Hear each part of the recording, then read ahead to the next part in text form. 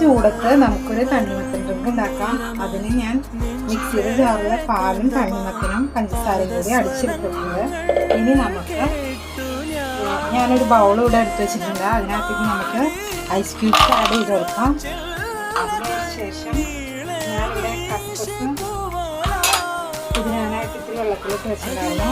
ആവശ്യത്തിന് കസ്കസ് ഇട്ട് കൊടുക്കാം. പിന്നെ അതിനുശേഷം അടിച്ചു വെച്ചേക്കുന്ന പാലും തണ്ണിമത്തനും മസാല ആയിട്ടുള്ള ഇത് ഒഴിച്ചു കൊടുക്കാം.